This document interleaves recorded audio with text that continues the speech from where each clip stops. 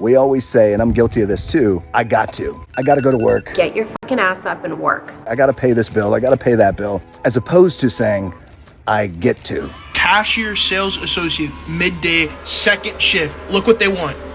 A fucking master's degree!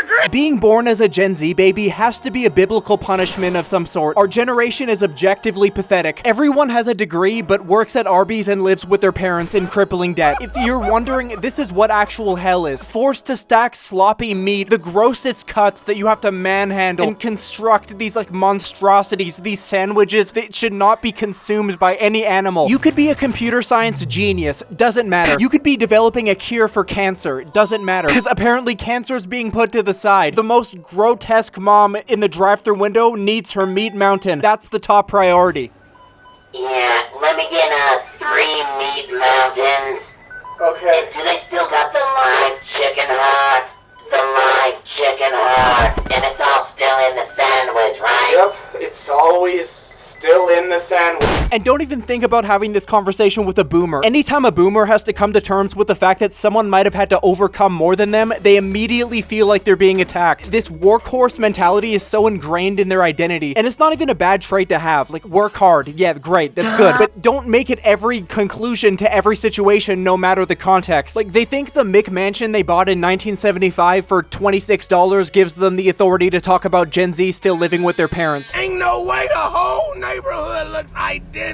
We have to just be lazy. It can't be the rent prices. And this is how they parented their kids as well. You could be an actual paraplegic. You could fail track and field class and come home and tell your boomer parents about it. You would still get disciplined. Give me the hamster. The hamster's going in the sock. The hamster will still go in the sock. You should have got out of that wheelchair and ran like every other normal kid. And it's like, is it really a shock that boomers are all gonna pass away by themselves in retirement homes? Millennials are the first generation to figure that one out. They can just send their mom to this Venezuelan prison system. They're placed in these homes all day, just sitting playing mahjong with a group of 5 Chinese women. Everyone's in a mobility scooter. No one's disabled. They're all just lazy. So they have these weapons that they're committing mass terrorist attacks with. These are people that have so much pain they need to take out on the world, and we're giving them 5,000-ton machines, and they're driving full speed down flights of stairs in strip malls. We're at a point where these are happening with manifestos, and people still don't think these are terrorist attacks. They think it's cute still. They think it's, oh, grandma accidentally fell down a flight of stairs with her mobility scooter and killed a family. What an unfortunate accident.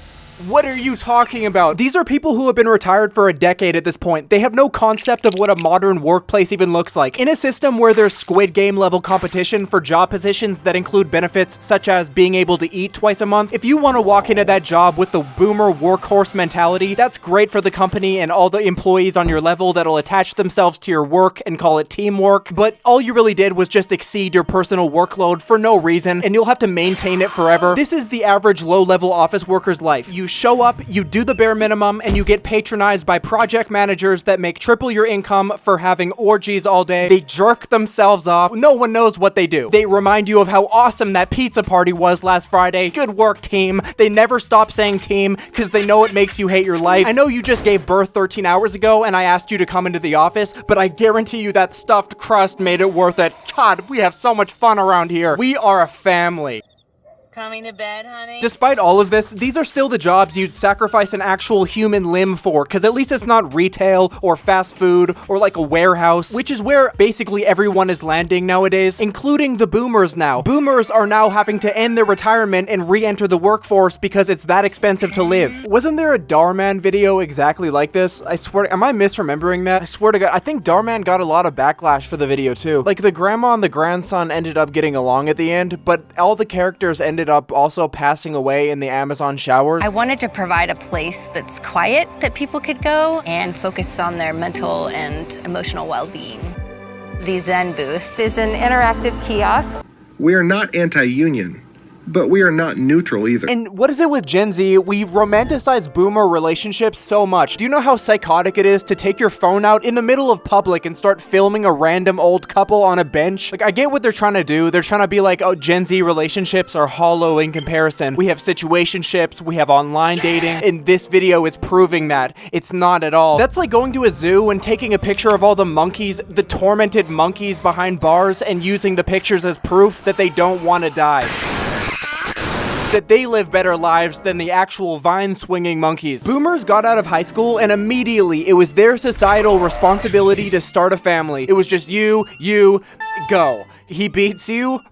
Good luck. Okay, that sucks. Good luck with this permanent wife-beating tramp stamp for the next 60 years, I guess. And don't even consider laser removing the tramp stamp off, because everyone else has a wife-beating tramp stamp. What makes you so special? What are you, entitled? Fast forward to present time and they're all 75 years old with the same tramp stamp that they hated their whole life. And they're looking at us, the younger generation, who are societally allowed to laser off our tramp stamps, and they hate us for it. They'll do anything to convince us that our way of living is worse, because they're the only dumbass at the family reunion that had a kid at 23. You get trapped in these unskippable cutscenes of, what are you waiting for? You're already 18, have a kid. My favorite thing they say is, oh, it'll all work out in the end. The end. The end for you is 3 years from now. You get to die. I have to live off stucco cereal with my child for the rest of my life. My child, who I didn't want. These people don't realize that even if we wanted to take their terrible advice, a lot of us couldn't. Hinge conducted a report on 15,000 of their users, and 44% of Gen Z participants said they had little to no dating experience, despite 90% of them saying they wanted to find love on the platform. Yet we still haven't recovered from COVID. Those pivotal times to develop social skills were spent on Discord, VR chat. Dude, back off. Excuse me, ma'am, is he bothering you? Man, I swear, if you say that one more time, I'm gonna log She's 10 years old. Omegle. For some reason, Omegle, you gotta be a pedophile to e-date on Omegle. Still, somehow, e-dating on Discord is more pathetic. You can rebel against boomer ideology without becoming the Discord bop. You don't need to be sending a picture of your vagina to everyone that sounds like Corpse Husband. What do you think that's not gonna get passed around? Make better choices. You're just leading me on. You're just fucking me. I told you I have no interest in you romantically right now. You don't know what you're passing out. An up-close picture of a vagina is a lot to take in. You need to back up. Like, there's just nothing else. And no, it doesn't even matter how straight you are. It's just objectively disgusting. Just microscopic HD mitochondria. Like, well, how do you even want me to respond to that? Is this supposed to get me going? This cold cut slab of skin? You could fit like 16 backwoods in this. And these pictures are always sent without any warning. Just surprise.